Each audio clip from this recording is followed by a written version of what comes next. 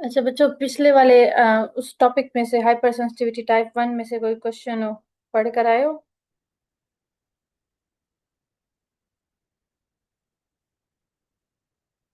कोई भी नहीं पढ़ कर आया? कोई क्वेश्चन नहीं है? आगे चलूं?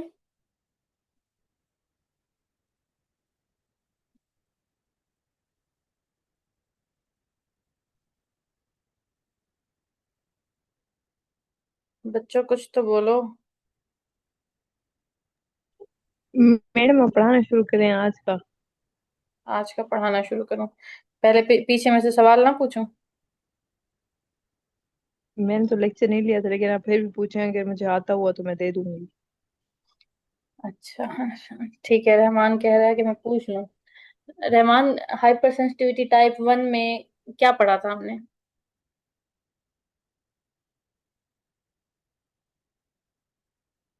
इसके दूसरे नाम कौन से हैं? मैम इसका इमीडिएट भी नाम है। उसके बाद एनाफाइलैक्टिक है। हम्म। इमीडिएट रिएक्शन होता है, एनाफाइलैक्टिक रिएक्शन होता है, हाइपर ठीक। सेंसिटिविटी रिएक्शन होता है, कैसे और कैसे होता है आईजीई ये? मीडिएटेड रिएक्शन होता है। Very good. आईजीई मेडिएटेड होता है। अच्छा, मैं यही तुम लोगों से सुनना चाह रही थी कि पिछले वाली जो आपके पास हाइपर सेंसिटिविटी थी, उसमें आईजीई इन्वॉल्व थी, ठीक है? आपको पता है कि आईजीई जहां इन्वॉल्व होती है वहां एलर्जी होती है। अच्छा, यहाँ पे हाइपर सेंसिटिविटी टाइप 2 में भी एंटीबॉडीज है, लेकिन यहाँ पे एंटीबॉडीज अब डिफरेंट है। यहाँ पे मेन रोल है आपकी दो एंटीबॉडीज का, जिसको आप कहते हो आईजीजी एंटीबॉडीज और आईजीएम एंटीबॉडीज। ठीक है? टाइप 1 में आईजीई, टाइप 2 में आईजीजी और आईजीएम। अब टाइप 2 को आप साइटोटॉक्सिक हाइपरसेंसिटिविटी का नाम भी देते हो। हाइपर सेंसिटिविटी टाइप 2 को साइटोटॉक्सिक क्यों कहते हैं, इसको थोड़ा सा डिस्कस कर लेते हैं। साइटोटॉक्सिक का मतलब होता है कि टॉक्सिक टू सेल, यानी कि ऐसी हाइपर सेंसिटिविटी जो कि सेल की डेथ कॉज कराए, सेल के लिए टॉक्सिक हो। That is called cytotoxic hyper sensitivity. ठीक है? अच्छा, पहले पीछे हमने ये नहीं पढ़ा कि सेल की कहीं पे डेथ हो रही हो। ठीक है? यहाँ पे हम पढ़ेंगे कि सेल की डेथ होगी, और सेल भी कौन सा? हमारे अपने बॉडी के सेल, होस्ट के सेल। इसमें होता क्या है? अच्छा ज़ारा, आप ज़रा गौर से सुनना बेटा, क्योंकि आप ऑटो इम्यूनिटी से रिलेटेड पूछती रहती हो ना। यहाँ जो मैकेनिज्म है, वो मैकेनिज्म आप ऑटो इम्यून डिजीज में भी पढ़ोगे। और बहुत सारी auto immune okay diseases, madam. हाँ, बहुत सारी auto immune diseases type 2 hyper sensitivity की वजह से होती हैं। ठीक है? अच्छा, हम्म। टाइप 1 में क्या था? टाइप 1 में मुझे कोई बता सकता है कि एंटीजन और एंटीबॉडी का रिएक्शन किस तरीके से हो रहा था? रमीज।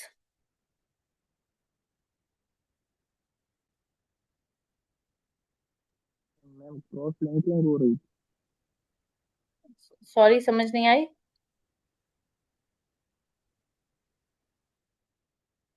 थी। अच्छा, रमीज का भी गला खराब है। आयशा।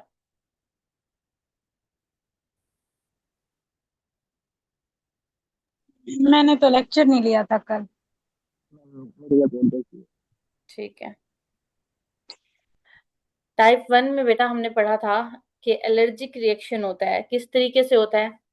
उसमें सेम वही मैकेनिज्म था जो हमने हेप्टीन के मोड में पढ़ा था। जब भी कोई एलर्जन आपकी बॉडी में आता है, तो एलर्जन के नतीजे में सबसे पहला जो फेज होता है वो होता है सेंसिटाइजेशन फेज। उस फेज में आईजीई एंटीबॉडीज बनना स्टार्ट हो जाती हैं। ठीक है? पूरा लेक्चर तो मैं रिवाइज नहीं कर सकती कि किस तरीके से बनती हैं। बस इतना सुन लो, आईजीई एंटीबॉडीज बनना स्टार्ट हो जाती हैं, और जब बनती हैं, वो आपके इनेट इम्यून सेल्स में से कुछ सेल्स जो कि एलर्जिक रिस्पॉन्स में होते हैं, उनके ऊपर जाके अटैच हो जाती हैं। ठीक है? कौन कौन से सेल्स होते हैं? मास्ट सेल्स होते हैं, बेजोफिल्स होते हैं, इयोजिनोफिल्स भी हो सकते हैं। अब जब इनके ऊपर जाके अटैच हो जाती हैं, अब ये सेल, उस टाइम पे कोई ऐसा रिएक्शन नहीं आता। अब ये सेल लेकिन तैयार हैं कि अगर दोबारा कभी वो एलर्जन आया जिसने टाइप 1 हाइपर सेंसिटिविटी करनी है, तो ये क्या करेंगे? उसको पहचानते हुए फौरन से एक्टिवेट होंगे। सेल अपना ग्रेन्युलर कंटेंट रिलीज करेंगे, और वो केमिकल्स एलर्जी कॉज करेंगे। ठीक है? फॉर एग्जाम्पल किसी को रोज से एलर्जी है, तो जैसे ही फूल किसी बंदे ने सूंघा, उसके पोलन्स उसने इनहेल किए नोज में, रिस्पायरेटरी ट्रैक्ट से अंदर गए, इन सेल्स ने उस पोलन को रिकॉग्नाइज किया, रिकॉग्नाइज करते ही ग्रेन्युलर कंटेंट रिलीज किया और उस सारे एरिया में एलर्जी हो जाएगी। ये था टाइप 1 हाइपर सेंसिटिविटी में। ठीक है, पहले फेज में सेंसिटाइजेशन और दूसरे फेज में उसका रिएक्शन इफेक्ट प्रोड्यूस होगा। इसमें क्या होता है, इसमें ये होता है कि अब एंटीजन वो नहीं है जो कि पहले आप डील कर रहे हो टाइप 1 में। एंटीजन डिफरेंट नेचर के हैं। वो एंटीजन इस तरीके से आपकी बॉडी में एंटर नहीं हो रहे कि हाँ आपके नोज से इनहेल हो गया, या आपने कुछ ऐसा खा लिया कि जिससे आप एलर्जिक हो, या आपकी आईज में कोई चीज चली गई, या आपकी स्किन पे कोई एलर्जन लग गया, इस तरीके से नहीं होगा। इसमें जो भी आपका रूट हो, वो जो एंटीजन है वो जाके डायरेक्टली आपकी अपनी बॉडी के सेल्स के साथ अटैच हो जाएगा। ठीक है, लेट्स से कि कोई पेशेंट है, उस पेशेंट को एलर्जी है किसी ड्रग से। फॉर एग्जांपल उसको एलर्जी है पेनिसिलिन से। ठीक है, पेनिसिलिन उसने ली, जैसे ही उसने पेनिसिलिन ली, पेनिसिलिन उसके ब्लड में गई, ब्लड में जाके उसके आरबीसीज के साथ अटैच हो जाएगी। ठीक है, ये आपके आरबीसीज हैं, इसके ऊपर पेनिसिलिन लग गई। अब ये जाके इस तरीके से अटैच हो जाएगी कि ये आपके सेल का हिस्सा बन जाएगी, आपके सेल मेम्ब्रेन के ऊपर इस तरीके से अटैच हो जाएगी कि ऐसे आपकी बॉडी को लगेगा कि ये सेल ही फॉरेन है, मॉडिफाई कर देगी। वही हेप्टीन वाला मैकेनिज्म। ठीक है, अब होगा क्या कि इस एंटीजन के खिलाफ एंटीबॉडीज आपकी बॉडी प्रोड्यूस करेगी। अब वो एंटीबॉडीज आके इस एंटीजन के साथ अटैच हो जाएंगी फैब पोर्शन से। जैसे ही फैब पोर्शन से इसके साथ अटैच होंगी तो क्या होगा, दो चीजें होंगी। एक ये कि ये एंटीबॉडीज कंप्लीमेंट को एक्टिवेट करेंगी। ठीक है, कंप्लीमेंट एक्टिवेशन होगी और कंप्लीमेंट आके इस एंटीजन को किल करने के लिए वो इस सेल को ही किल कर देगा। क्यों? क्योंकि उसको लगेगा कि इस सेल की मेम्ब्रेन के ऊपर अटैच है एंटीजन, मतलब कि ये सेल ही फॉरेन है। ठीक है, दूसरा क्या होगा, आपको पता है जब भी कंप्लीमेंट की एक्टिवेशन होती है, बल्कि मैंने डायग्राम बनाई हुई है, वहीं से दिखा देती हूँ तुम लोगों को। एक मिनट तो मुझे।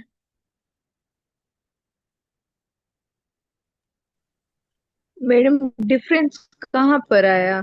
अगर जो मतलब टाइप 1 थी उसमें भी तो वो जाकर मास्ट सेल्स वगैरह के साथ जाकर अटैच हो रहा था, और इसमें भी आरबीसीज के साथ मतलब किसी सेल के साथ अटैच होकर इस उस किसी को डिस्ट्रॉय तो यहाँ भी कर रहा है। सॉरी, रिपीट करें बेटा, मैंने समझा नहीं है। मैंने कहा कि जब टाइप 1 का आपने बताया कि उसमें जाकर वो स्पेसिफिकली या इनेट के सेल्स के साथ जाकर अटैच सेल्स के होता है साथ अटैच नहीं होता, एंटीजन, सेल्स और के फिर साथ वहां अटैच नहीं पर होता। रिएक्शन जनरेट होता है। नहीं तो नहीं नहीं, यहाँ पर सुन लो जरा, फिर ऐसे नहीं होता। वहां पे एंटीजन फ्रीली आपकी बॉडी में है। ठीक है, फॉर एग्जांपल अगर वो आपके रिस्पायरेटरी ट्रैक्ट में गया तो आपके रिस्पायरेटरी ट्रैक्ट में है, फ्री है। उस फ्री एंटीजन के अगेंस्ट एंटीबॉडीज प्रोड्यूस हुई हैं। अब वो जो एंटीबॉडीज प्रोड्यूस हुई हैं वो जाके सेल के साथ अटैच होंगी, एंटीजन अटैच नहीं होगा। अब जब नेक्स्ट टाइम वही सेम एंटीजन आपकी बॉडी में एंटर होगा, ठीक है, तो अब वो जो सेल्स हैं जिनके ऊपर वो आईजीई एंटीबॉडीज लगी हुई हैं, वो जो है पूरे उसमें आवारागर्दी कर रहे हैं। जैसे ही वो दोबारा से उस एंटीजन को रिकॉग्नाइज करेंगे तो वो सेल्स जिसके ऊपर एंटीबॉडीज हैं वो मूव करके जाएंगे और एंटीबॉडीज अटैच होंगी, ना कि एंटीजन आके अटैच होगा। ठीक है, अब अगर फॉर एग्जांपल एंटीजन अटैच हो भी गया है ना, तो एंटीजन एंटीबॉडीज के साथ अटैच हो रहा है, सेल के साथ अटैच नहीं हो रहा। वहां वहां पे मैकेनिज्म ये है कि एंटीबॉडीज प्रोड्यूस हुई और वो एंटीबॉडीज सेल के साथ अटैच हुई हैं, और उस एंटीबॉडीज कंटेनिंग सेल ने अटैक किया एंटीजन पे। यहाँ उलट है, यहाँ क्या है कि एंटीजन फ्री नहीं है, एंटीजन आके सेल मेम्ब्रेन के साथ अटैच हो गया, आपके अपने सेल्स का हिस्सा बन गया। अब अब आपका पूरा सेल ही फॉरेन हो गया उस एंटीजन की वजह से। अब एंटीबॉडीज जो प्रोड्यूस होंगी वो आके अपने एफसी रीजन के साथ के जरिए से अटैच नहीं होंगी जैसे कि टाइप 1 में हो रहा था। अब वो फैब पोर्शन के जरिए से अटैक करेंगी। ठीक है, फैब पोर्शन के जरिए से उस पूरे सेल की लाइसिस करने की कोशिश करेंगी, दो मैकेनिज्म के जरिए से। एक मैकेनिज्म कंप्लीमेंट एक्टिवेशन है, ठीक है, कंप्लीमेंट को एक्टिवेट करेंगे, कंप्लीमेंट आएंगे, मैक कम्प्लेक्स के जरिए से इसको डिस्ट्रॉय कर देंगे। और दूसरी बात आपको याद होगा कि मैंने बताया था कि जब भी कंप्लीमेंट की एक्टिवेशन होती है, दो पार्ट्स होते हैं, एक ए पार्ट होता है और दूसरा बी पार्ट बनता है। बी पार्ट तो कंप्लीमेंट एक्टिवेशन में ही खर्च हो रहा होता है ना, मैक कम्प्लेक्स बनाने में। जो ए पार्ट होता है वो क्या करता है, कोई बच्चा बता सकता है?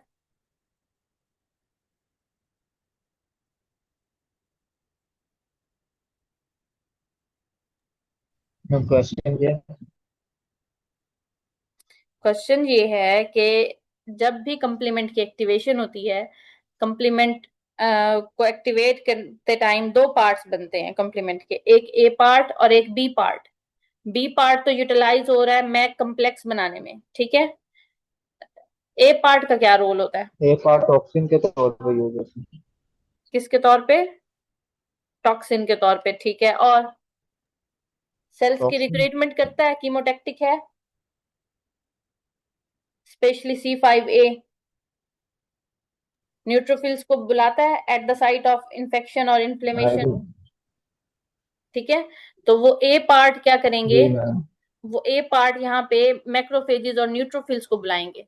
अब ये मैक्रोफेजेस और न्यूट्रोफिल्स जब यहाँ पे आएंगे तो आके वो भी क्या करेंगे, अपना ग्रेन्युलर कंटेंट रिलीज करेंगे। अब वो ग्रेन्युलर कंटेंट मजीद यहाँ पे जो एरिया है उसमें पड़े ऐसे मजीद सेल्स को डिस्ट्रॉय कर देगा। ज़रा कोई डिफरेंस समझ आया है टाइप 1 और टाइप 2 में? हाँ जी, मतलब मैं एक दफा बता देती हूँ। टाइप हम्म 1 में ऐसे होगा कि वो डायरेक्टली सेल के साथ अटैच नहीं होगा, एंटीजन जो होगा वो फ्री होगा, और उसके बाद वो एंटीजन एंटीबॉडी कॉम्प्लेक्स बनेगा। हम्म फिर जो बाद में एक्सपोजर होगा उसके नतीजे में जो एंटीबॉडीज वही पहले के एक्सपोजर में बनी थी वही हम्म से फिर रिएक्ट करेंगी। और टाइप 2 में ये है कि ये जाकर डायरेक्टली सेल के साथ, सेल मेम्ब्रेन के साथ अटैच होगा और टोटली सेल को ही मतलब किल कर देगा, डैमेज कर देगा। हाँ ऐसा ही है। अब टाइप 1 दो फेजेस में हो रही है, ठीक है। एक वो फेज जिसमें सेंसिटाइजेशन हो रही है, एंटीबॉडीज बन रही हैं और एंटीबॉडीज अटैच हो रही हैं सेल्स के साथ। दूसरा जो फेज है उसमें जब री एक्सपोजर होगा तो वो सेल्स जिनके ऊपर आईजीई लगी हैं वो जाके अटैक करेंगी एंटीजन पे, ठीक है। ये एक ही फेज में हो रहा है टाइप 2। इसमें एंटीजन आया आपकी बॉडी में, आपकी बॉडी में आते ही इसने आपके अपने सेल, होस्ट सेल के मेम्ब्रेन के साथ अटैचमेंट की। बाइंड होने के बाद इस इसने उसका पूरा स्ट्रक्चर ही चेंज कर दिया क्योंकि ये उसका हिस्सा बन गया। अब आपकी जो बॉडी है उसकी इम्यूनिटी इसको रिकॉग्नाइज करेगी, ना सिर्फ इस लगे हुए मॉलिक्यूल को बल्कि इस पूरे सेल को ही फॉरेन कंसीडर करेगी और इसके खिलाफ एक्शन लेगी। कैसे एक्शन लेगी? एंटीबॉडीज प्रोड्यूस करके। एंटीबॉडीज जब प्रोड्यूस होंगी वो आके डायरेक्टली फैब पोर्शन के जरिए से इस पे अटैच होंगी। अटैच होने के बाद सिग्नल सेंड करेंगी कंप्लीमेंट एक्टिवेशन का, कंप्लीमेंट एक्टिवेशन होगी। और दूसरा एंटीबॉडी डिपेंडेंट सेलुलर साइटोटॉक्सिसिटी होगी, जिसको आप शॉर्ट फॉर्म में एडीसीसी कहते हो। तुम लोगों को याद है मैंने एडीसीसी पहले भी बताया था?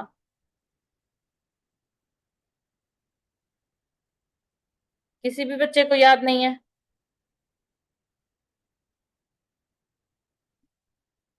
एंटीबॉडी डिपेंडेंट सेलुलर साइटोटॉक्सिसिटी, यानी कि एंटीबॉडी की वजह से सेल की साइटोटॉक्सिसिटी हो रही है, ठीक है। और वो भी कैसी? सेलुलर, यानी कि सेल्स आ रहे हैं सेल को किल करने के लिए।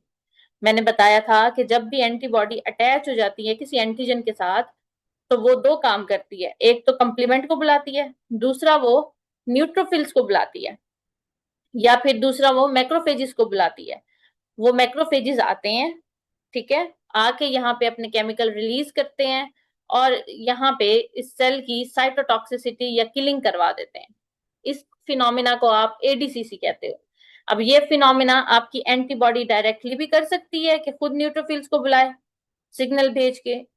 दूसरा आपकी कंप्लीमेंट एक्टिवेशन के नतीजे में भी एडीसीसी होगी। कैसे? कि कंप्लीमेंट एक्टिवेट हुआ, इसके ए पोर्शन ने न्यूट्रोफिल्स को यहाँ पे दावत दी, न्यूट्रोफिल्स आके इसको किल कर देंगे। कैसे किल करेंगे? अपना ग्रेन्युलर कंटेंट रिलीज करके। समझ आई?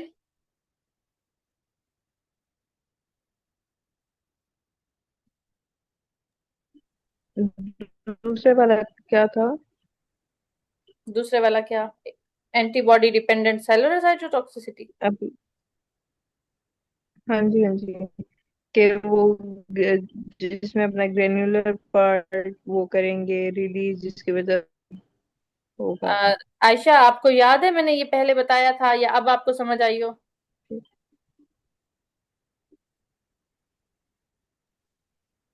मुझे याद था ये।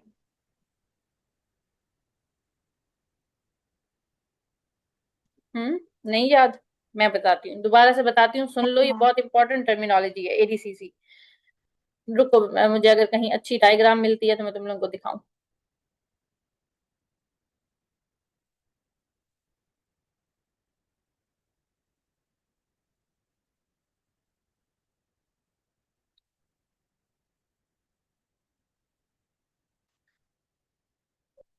ये देखो, इस इमेज को जरा गौर से देखो। इसमें क्या हो रहा है कि ये ग्रीन वाला जो सेल है, इसके ऊपर लगे हुए हैं एंटीजन। ठीक है। अब ये जो एंटीजन है, इस एंटीजन ने एंटीबॉडीज प्रोड्यूस कराई। अब ये एंटीबॉडीज जाके अटैच होंगी अपने फैब पोर्शन के साथ। ये देखो, ये अटैच हो गई हैं। अटैच होने के बाद ये अपने एफसी रीजन से सिग्नल सेंड करती हैं। किसको सेंड करती हैं? न्यूट्रोफिल्स को मेनली, और इसके अलावा बाकी भी जितने मैक्रोफेजेस या फेगोसाइट्स होते हैं उनको भी। अब न्यूट्रोफिल्स इस सिग्नल को सेंस करते हुए यहाँ आते हैं और उस सेल को जिसके ऊपर एंटीबॉडी लगी हुई थी उसको किल कर देते हैं। कैसे किल करते हैं? अपने ग्रेन्यूल से केमिकल रिलीज करके, डीग्रेन्युलेशन के जरिए से। यहाँ देखो, न्यूट्रोफिल्स के अंदर केमिकल, सॉरी, ग्रेन्यूल्स बने हुए हैं। यहाँ देखो, वो ग्रेन्यूल्स खत्म हो रहे हैं, डीग्रेन्युलेट होके बाहर निकल रहे हैं, और ये सेल, इसकी लाइसिस हो गई है, एपोप्टोसिस हो गई है। इस फिनोमिना को आप कहते हो एंटीबॉडी डिपेंडेंट सेलुलर साइटोटॉक्सिसिटी। कुछ समझ आया?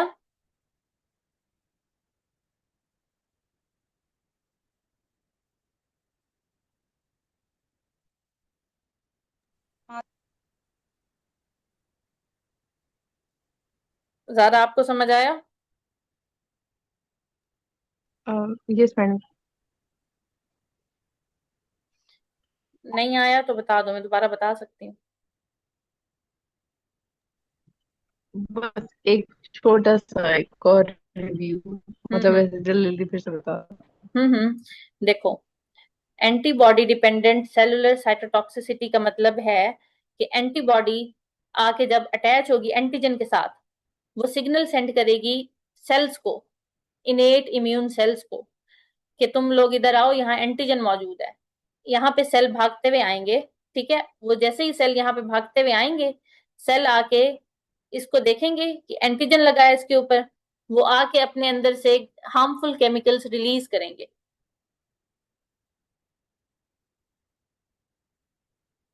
इसको देखो, ये देखो, यहाँ पे एंटीबॉडी अटैच हुई। जैसे ही एंटीबॉडी अटैच हुई, इसने सिग्नल सेंड किए। एंटीबॉडी के सिग्नल को सेंस करते हुए ये सेल यहाँ पे आ गया, न्यूट्रोफिल है। ठीक है, इसको न्यूट्रोफिल कंसीडर करो। न्यूट्रोफिल ने देखा कि एंटीबॉडी लगी हुई है एंटीजन के साथ, अब मैंने इस सेल को किल करना है। न्यूट्रोफिल अपने अंदर से केमिकल्स रिलीज करेगा। ये देखो, यहाँ पे रेड एरिया, केमिकल रिलीज हो रहा है। जैसे ही केमिकल रिलीज करेगा, वो केमिकल जाके इस सेल को किल कर देगा, एपोप्टोसिस के जरिए किल करवा देगा। इस फिनोमेना को आप कहते हो antigen dependent cell mediated cytotoxicity या सेलुलर साइटोटॉक्सिसिटी। ठीक है। ये बहुत इंपॉर्टेंट है, इसको तुम लोग समझने की कोशिश करो। अब ये एक तो डायरेक्टली एंटीबॉडी भी कर सकती है कि अभी डायरेक्टली सेल को बुलाए। दूसरा, ये इनडायरेक्टली कर सकती है। इनडायरेक्टली कैसे करेगी?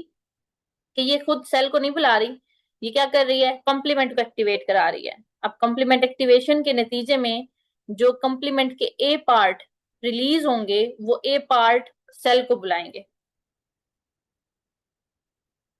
फिर सेल आके वही काम करेंगे।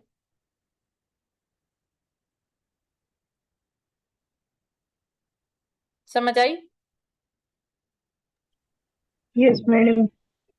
अच्छा, अब मेरी बात इतनी तमहीद के बाद सुनो कि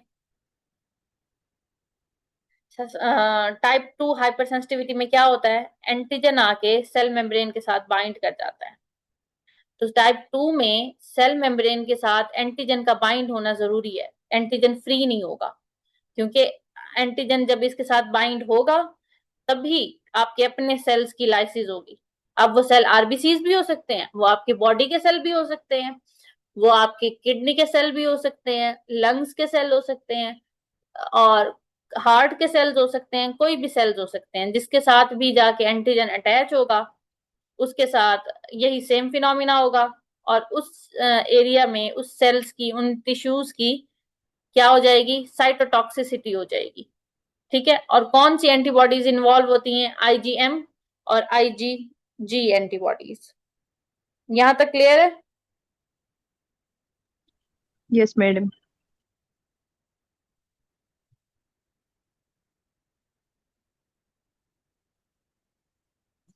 ठीक है, अब जरा इसकी एग्जांपल सुन लो कि टाइप 2 हाइपर सेंसिटिविटी कहाँ कहाँ होती है और किस तरीके से होती है। हिमोलिटिक एनीमियाज पढ़ के आए हो, ठीक है। हिमोलिटिक एनीमियाज में क्या होता है, आपके आरबीसी टूट रहे होते हैं अंदर, इंट्रावस्कुलरली खुद ही टूट रहे होते हैं। क्यों टूट रहे होते हैं, मल्टीपल रीजंस होती हैं। कुछ जेनेटिक कॉजेज होते हैं, कुछ एक्वायर्ड कॉजेज होते हैं। अब जो एक्वायर्ड कॉजेज होते हैं उसमें क्या होता है कि कोई फॉरेन एंटीजन है, एक रीजन बता रही हूँ एक्वायर्ड में, वो इसी तरीके से जैसे हमने अभी ऊपर डिस्कस किया है, आपके आरबीसी के सरफेस पे जाके अटैच हो जाते हैं, लाइक पेनिसिलिन है, लाइक फिनेसिटिन है, लाइक क्विनिडीन है। ठीक है, ये सारे वो ड्रग्स हैं, वो एंटीबायोटिक्स हैं जो जाके आपके सेल के साथ अटैच होंगे। सेम यही फिनोमिना होगा, एंटीबॉडीज आके सेल्स की हिमोलिसिस स्टार्ट कर देंगी और आपकी वाइड डिस्ट्रक्शन ऑफ आरबीसीज होगी, वाइड स्प्रेड, जिसको आप हिमोलिटिक एनीमिया कहते हो। यहां तक समझ आई?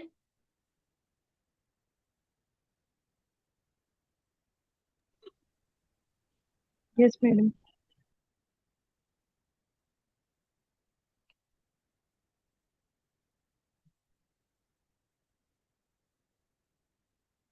ठीक है, दूसरी चीज क्या है, दूसरी चीज है ABO transfusion reactions. ABO transfusion reactions में आप लोगों को पता है ना कि स्पेसिफिक ब्लड ग्रुप को लग सकता है।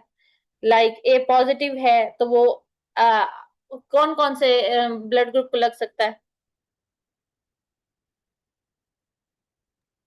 ए पॉजिटिव और और अगर ए नेगेटिव है तो ए वो बी किसको पॉजिटिव।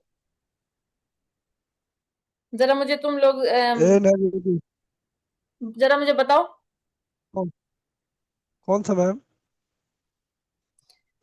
ये सारी ब्लड ग्रुपिंग का बताओ कि कौन सा ब्लड ग्रुप किसको लग सकता है, किसको नहीं लग सकता। जो पॉजिटिव होते हैं वो सिर्फ पॉजिटिव को ही लगेंगे, और नेगेटिव पॉजिटिव को भी लग सकते हैं और नेगेटिव को भी।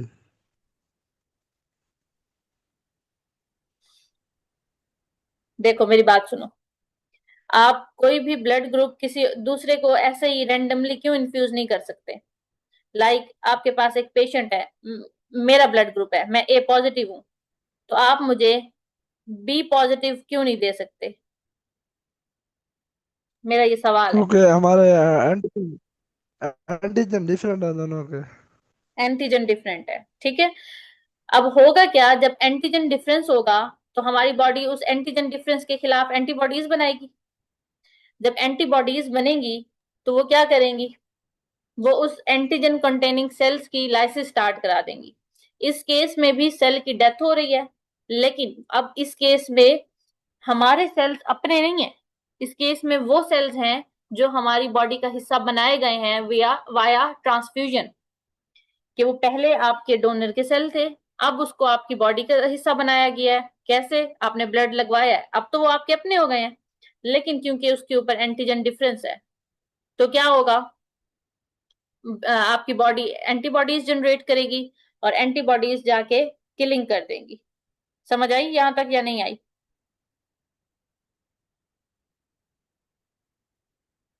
Yes ma'am. ठीक है, RH हेमोलिटिक डिजीज, जिसको आप एरिथ्रोब्लास्टोसिस पिटेलिस भी कहते हो, इसमें भी सेम चीज होती है। इसमें क्या होता है कि मदर और फीटस में RH ब्लड फैक्टर का डिफरेंस होता है। किसी को याद है ये बीमारी? Yes ma'am. बताओ कौन पॉजिटिव और कौन नेगेटिव? मतलब नेगेटिव में भी, मतलब मदर आर नेगेटिव एच में भी पॉजिटिव होती है। पॉजिटिव, मदर मतलब ही नेगेटिव होती है, बेबी मदर पॉजिटिव ही तो होती है। नेगेटिव होती है। मदर नेगेटिव होती है, फॉर एग्जांपल बेबी मदर का ब्लड ग्रुप है ए नेगेटिव, ठीक है, लेकिन फादर का ए पॉजिटिव है या बी पॉजिटिव है या कुछ भी है। होगा क्या कि बच्चे ने भी RH फैक्टर डेवलप कर लिया है। अब मदर में RH फैक्टर है नहीं, तो जब बच्चे के RH फैक्टर मदर की सर्कुलेशन में जाएंगे, आपकी बॉडी ये देखेगी कि RH फैक्टर तो मेरे पास है ही नहीं, ये कहां से आ गया, मतलब ये फॉरेन है। उसके खिलाफ एंटी RH एंटीबॉडीज बनेगी। अब एंटी RH एंटीबॉडीज फिर जाके फीटस को अफेक्ट करेंगी। क्यों? क्योंकि उसको लगेगा फीटस के सेल्स जो हैं वो फॉरेन है, और क्या हो जाएगा, अरिथ्रोब्लास्टोसिस फिटालिस हो जाएगा। अब हालांकि फीटस उस टाइम पे मदर का हिस्सा है, बाद में सेपरेट हो जाएगा, उस टाइम पे तो वो मदर का अपना हिस्सा है। इसी तरीके से कुछ ड्रग्स होते हैं जो कि प्लेटलेट्स को इसी तरीके से मॉडिफाई करते हैं, जैसे आपके RBCs को हमने डिस्कस किया, ठीक है। उसमें एक लेकिन बहुत ही मैम पहले हम्म, बेबी को तो कुछ नहीं था। समझ नहीं आई हमाद, पहले बेबी तो कुछ नहीं, नहीं इस समझ बीमारी आई। में मतलब पहले बेबी, इसमें पहले बेबी को तो कुछ नहीं होता ना, वो तो सेकंड बेबी को इशू होगा। मुझे सवाल की नहीं समझ आ रही हमाद। मैडम उसने कहा है कि और जो ये मैं बता देती हूँ, इरिथ्रोब्लास्टोसिस पिटेलिस है, उसमें पहला बच्चा तो इफेक्ट नहीं होगा, दूसरा बच्चा होगा ना। हाँ, उसमें पहला बच्चा क्यों नहीं होता, उसमें इसलिए नहीं होता क्योंकि जो आपको पता है प्राइमरी रिस्पांस में एंटीबॉडीज प्रोड्यूस होती हैं वो IgM होती हैं। IgM प्लेसेंटा को क्रॉस नहीं कर सकती, तो जब वो बनी तो वही है, लेकिन वो जब प्लेसेंटा को ही क्रॉस नहीं कर सकेंगी तो बच्चा बच जाएगा।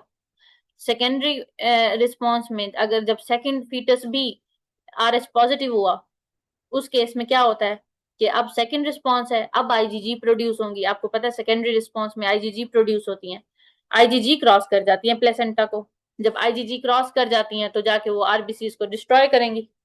समझ आई?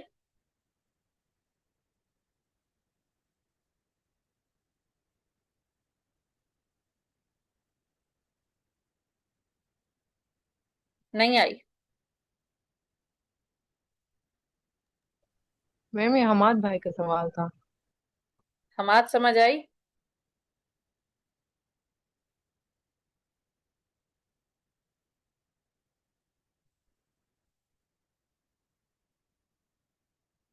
हमाद को समझ नहीं आई? हमाद बोल दिया करो नहीं समझ आई, दोबारा बता दूंगी।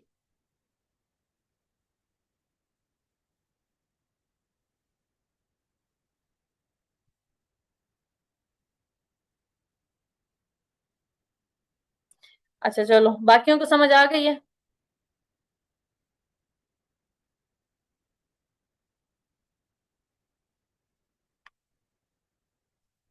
किसी को नहीं समझ आई? दोबारा बताती हूँ, सुनो गौर से। तुम लोगों को मैंने पहले भी बताया है कि जब भी कभी एंटीजन के खिलाफ फर्स्ट टाइम एंटीबॉडीज बनती है ना, प्राइमरी इन्फेक्शन होता है या प्राइमरी इम्यून रिस्पॉन्स होता है, तो जो पहली एंटीबॉडी बनती है वो IgM होती है, ठीक है। और IgM एंटीबॉडीज आपको पता है पेंटावेलेंट होती हैं, बड़ा मॉलिक्यूल होता है, प्लेसेंटा को क्रॉस नहीं कर सकती ये। इस केस में अब ये आपका ये आपकी मदर है, उसका वोम है, और ये है प्लेसेंटा फॉर एग्जाम्पल, ठीक है। इसके अंदर पड़ा है बेबी। अब यहाँ पे जो एंटीबॉडीज हैं वो IgM है। जब वो बन तो गई हैं, RH फैक्टर यहाँ से क्रॉस करके गया, मदर की सर्कुलेशन ने इसको फॉरेन कंसीडर किया, IgM बनाई। अब IgM यहाँ प्लेसेंटा तक आई, क्रॉस ही नहीं कर सकी, ठीक है। अब जब सेकंड प्रेगनेंसी हुई, सेम RH फैक्टर जो है पॉजिटिव आया, दोबारा से RH फैक्टर निकल के मदर की सर्कुलेशन में गया, फिर से मदर की सर्कुलेशन ने उसको फॉरेन कंसीडर किया। अब लेकिन जो एंटीबॉडीज बनेगी वो सेकेंडरी रिस्पॉन्स होगा, अब एंटीबॉडीज बनेगी IgG। आईजीजी एंटीबॉडीज के पास कैपेसिटी है कि वो प्लेसेंटा को क्रॉस कर सकती हैं, इसके ऊपर रिसेप्टर होते हैं प्लेसेंटा के। अब वो एंटीबॉडीज जाएंगी फीटस की सर्कुलेशन में और जाके हिमोलिसिस स्टार्ट कर देंगी। कुछ समझ आई? Yes madam. यस। ठीक है, शुक्र है।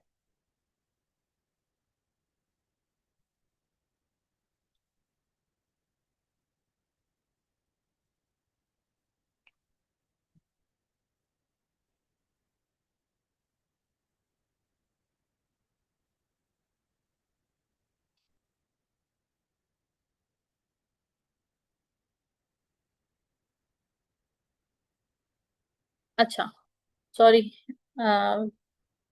हम पढ़ रहे थे, हाँ, प्लेटलेट डिस्ट्रक्शन। सेम यही फिनोमिना जो आपके आरबीसीज के साथ हुआ था, ऊपर हमने कहा था कि ड्रग्स जाएंगे, लाइक पेनिसिलिन है, फिनेसिटिन है, क्विनिडीन है, जाके आरबीसीज को मॉडिफाई कर रहे हैं, उसके मेम्ब्रेन के साथ अटैच हो रहे हैं। ठीक है। सिमिलरली कोई नींद जाके प्लेटलेट के मेम्ब्रेन के साथ अटैच हो जाती है। जब कोई नींद प्लेटलेट के मेम्ब्रेन के साथ अटैच होती है तो आपकी बॉडी एंटीबॉडीज डेवलप करती है, और वो एंटीबॉडीज क्या करती हैं, जाके प्लेटलेट्स को डिस्ट्रॉय कर देती हैं। सेम वही फिनोमिना जो आपके आरबीसीज के साथ हो रहा है। ये समझ आई या नहीं आई?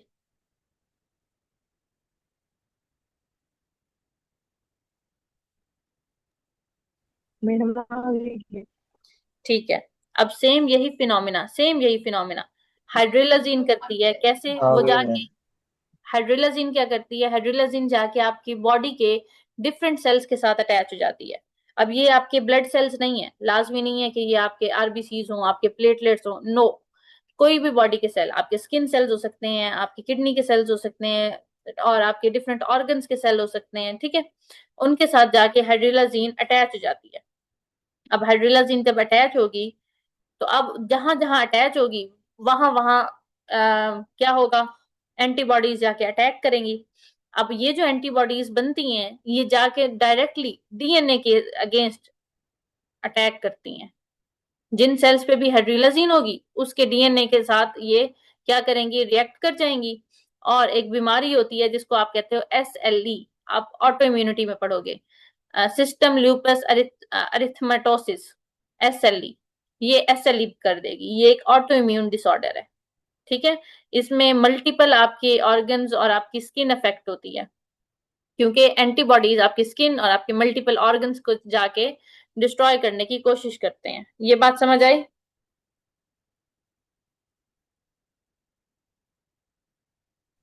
मैं रिपीट कर दूँ डिस्कनेक्ट हुआ।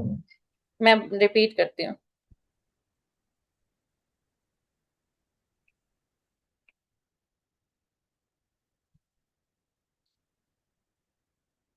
रुको, तुम लोगों को ना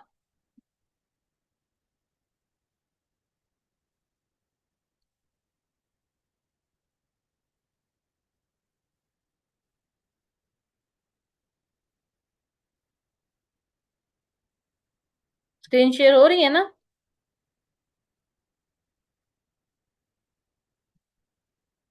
बच्चों, स्क्रीन शेयर हो रही है? Yes madam. हाँ जी मैडम। अच्छा, ये देखो, इस पिक्चर को देखो। इस पिक्चर में क्या हो रहा है, आपको नजर आ रहा है कि इसके पूरे फेस के ऊपर रैश डेवलप हुआ है। ठीक है। अब वो रैश कैसा डेवलप हुआ है कि इसके चीक्स और इसके ये ऊपर नोज से लेके इसके फ्रंटल लोब तक सारा रैश है। अच्छा, इस माथे को छोड़ भी दो ना तुम लोग, तो ये जो आपके चीक्स हैं और नोज है, इस यहाँ पे सारा रेड कलर का रैश डेवलप हो जाता है, लाइक ब्लश। यहाँ एक तितली की शेप बन जाती है उस रैश की वजह से। इसको आप कहते हो बटरफ्लाई की बटरफ्लाई तरह। रैश। ठीक है। अब ये बटरफ्लाई रैश क्यों हुआ है? बेसिकली इसमें हुआ ये है कि ऑटो एंटीबॉडीज बनी। कैसे बनी? हाइड्रेलाजीन जाके आपके स्किन के सेल्स के साथ अटैच हो गई। अब ऑटो एंटीबॉडीज आके आपके स्किन के सेल्स को यहाँ पे अटैक करती हैं। ठीक है। आपके स्किन के सेल्स को जब यहाँ पे अटैक करेंगी, और बेसिकली वो अटैक कहाँ करने की कोशिश करती हैं, सेल के अंदर मौजूद डीएनए पे। और इनडायरेक्टली सेल ही आपका अफेक्ट होता है। तो क्या होगा कि यहाँ पे सारा रैश बन जाएगा, और ये करेक्टरिस्टिक है आपके एसएलई का। ये एक एग्जांपल हो गई ऑटो एंटीबॉडी के अटैक की। दूसरा, वही एंटीबॉडीज जब जाके हार्ट पे अटैक करेंगी, क्योंकि हार्ट पे भी हाइड्रोलाजीन जाके अटैच हुई है, तो हार्ट प्रॉब्लम होगी। जब हाइड्रोलाजीन जाके लंग्स के साथ अटैच होगी, वही एंटीबॉडीज जाके लंग्स के डीएनए पे अटैक करेंगी, प्लूरल इफ्यूजन होगी, लंग डिसऑर्डर होगा। ठीक है, यही वाली हाइड्रोलाजीन जाके आपकी किडनी के सेल के साथ अटैच होगी। अब ऑटो एंटीबॉडीज हाइड्रोलाजीन के खिलाफ बनी है, बनी किसके खिलाफ है? हाइड्रोलाजीन के खिलाफ।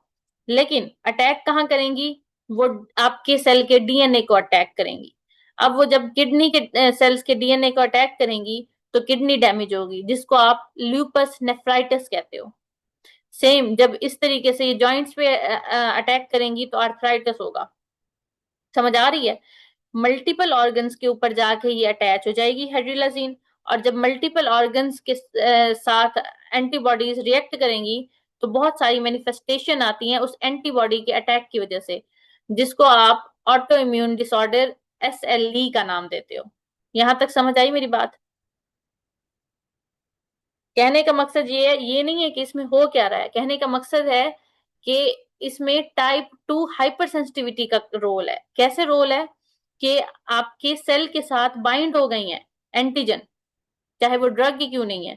अब जो ऑटो एंटीबॉडीज जनरेट हुई हैं, वो एंटीबॉडीज उस ड्रग को नहीं, उस पूरे सेल को ही खत्म करने की कोशिश करेगी जिसपे वो लगा हुआ है। बाइंड एंटीजन को किल करने के चक्कर में अपनी बॉडी डिस्ट्रॉय हो रही है। This is called type 2 hyper sensitivity. यहां तक समझ आई है?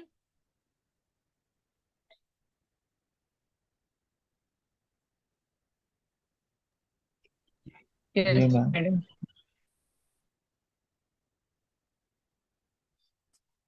ठीक है, ये जरा मीटिंग दोबारा ज्वाइन कर लो बच्चों, ये खत्म होने लगी है।